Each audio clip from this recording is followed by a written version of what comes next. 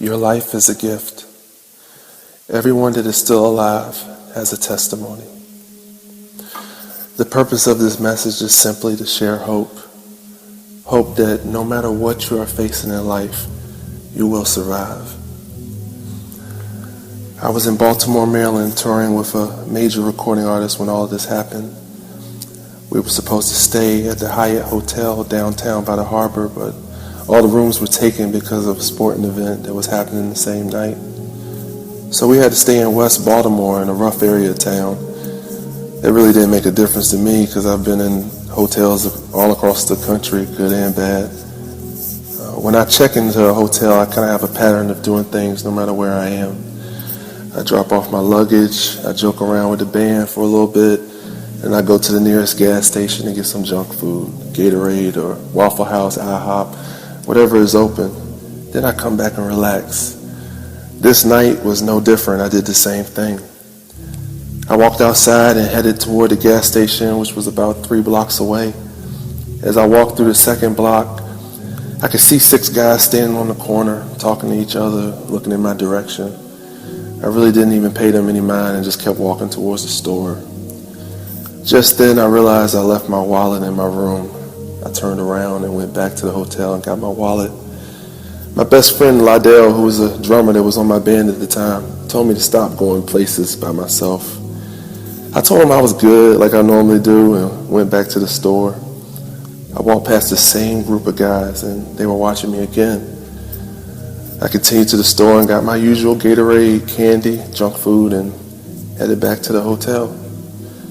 When I came past that same block, the same guys immediately just came towards me. Strangely, the whole street was clear and no one was on it like I saw just a few minutes before. By this time, I figured out that they were a gang, and the leader came towards me and he said, "What you doing out here, homie?" I just turned to him and said, "I'm chilling, bro." Just kept walking. They circled around me and he said to me, "What's up with that phone?" At this point, I knew it had nothing to do with the phone or nothing that I said or did had anything to do with what he was asking me. I figured they were going to rob me, so I didn't even respond. I just told him it was off and put it back in my pocket. Really, it was off, though. Sprint had cut me off for being over my account spending limit. He walked closer to me and right in my face, and he said, "Well, you got to roll out, homie." At that point, he pulled out a .45 caliber gun from his jacket, and he pointed it directly at me at point blank range. I didn't even have time to react. I heard the first shot and saw a bright light from the gun that blinded me, and I fell immediately to the ground. He stood over top of me and pointed the gun at me again and said, "Peace out, homie." He fired 7 more shots into my body. Instantly, at that moment, just for a second, I saw an angel appear in front of me. The angel looked transparent and was kneeling down literally with both arms in front of him, as if every bullet was going through the angel. I knew it couldn't have been a figment of my imagination because I had no time to even think about this. I had no time to think about anything other than the pain I was feeling from every single bullet that was going in my body. When he finished shooting me, his other boys picked up shell casings that had fallen to the ground around me, and they laughed and joked with each other about how they just smoked me. Right then I heard God speak to me and tell me not to move. It was really strange because I wanted to yell, I wanted to scream, I wanted to breathe. I wanted to know if I was alive, but I couldn't do it. They were still looking at me. So I just laid there and didn't breathe. My eyes were still open, but they were fixed, even though I felt pain all across my body. For the first time in my life, I felt no pain from even not breathing, which was the strangest feeling I've ever felt. That's how I knew God was right there with me. As I continued to hold my breath, waiting for them to leave, I felt the blood all around me. When they finally ran to the car, I drove off. They drove off at full speed. I took my first breath. I remember softly yelling, "Oh God, God." As I looked around me and saw the pool of blood and holes in my shirt, I tried to stand up, but I couldn't. I couldn't feel my legs. So I dragged myself off of the street and onto the sidewalk, literally crawling. I tried to flag down cars to stop and help me, but nobody would stop. People literally slowed down and looked at me and kept going. It was literally only me and God. I had a moment where I had my life flash before my eyes. I thought about everyone that loved me. I thought about my own funeral. I thought about the things that I should have said to my family and the friends that I didn't tell. Just then I remembered that I had my cell phone still with me. My hand was completely covered in blood, but I still managed to dial 911. When the operator came online, I told her that I had been shot, and she asked me where I was. Thankfully, I was lying right next to a street sign so I could give her an idea where I was. She tried to keep me talking, but I really couldn't because I was losing my breath every minute that went past. Eventually, the police showed up, about 5 officers. One walked toward me. He asked me my name, how old I was, and that was the end of the conversation. After that, they drew lines around me and put up police tape and crime scene tape and set a perimeter. This is when my faith really had to step in, though. Even though all around me it looked like death, I had to speak life, and I began praying. There was nothing I could do but that. The ambulance got there eventually, and 7 minutes later, they loaded me in.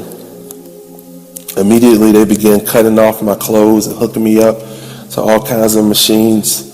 This was the first time that I actually saw the gunshot wounds with my eyes, and at that moment, tears began to flow from my eyes.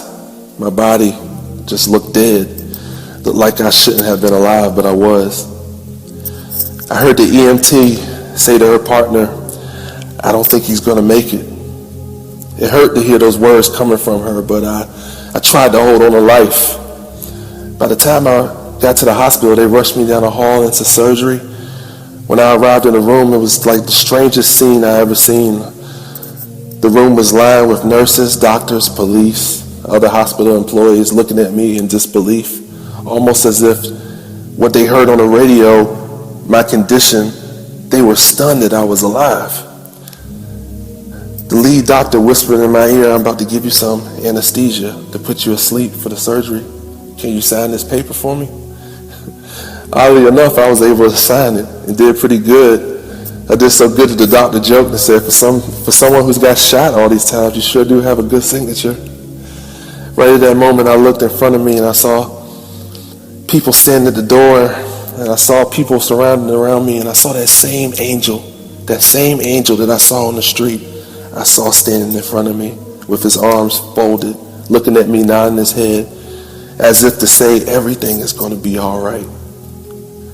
Right then I felt a peace upon me that relaxed my breathing, and I fell asleep. When I opened my eyes, I saw tubes all around me. I heard beeping sounds from all the machines. I saw bandages across my chest. I thought to myself, I'm alive. The first thing that I thought was, how in the world was I alive? There was a nurse standing to my left, and she looked at me right in the eye and said, "You made it. You made it, Marcus." A doctor came in the room and told me I was lucky to be alive. I knew luck had nothing to do with it. He proceeded to tell me that he performed an 8-hour surgery on me and removed half of my stomach, my whole spleen, half of my small intestine, reattached my colon, and removed half of my pancreas. I just looked at him in disbelief, but I believed him. I found out later that my doctor, he found God through my surgery. He acknowledged that it was not possible that he did the surgery by himself. Today I can walk. I had to learn how to do that all over again. Today I can play the piano even though I lost the feeling in my right hand. Today I can eat even with a half of a stomach. Today I can walk in peace because God gave me peace during the most chaotic time of my life. Today I know that God is a healer. Mark 9:23 says all things are possible to him that believes. Do you believe? I know that I do.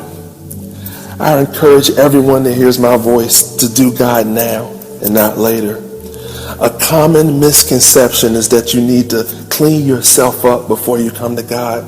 But the truth is, you just have to come to God and he will change you. God bless you all. God keep you. Remember that God is sovereign and bigger than every problem and every situation.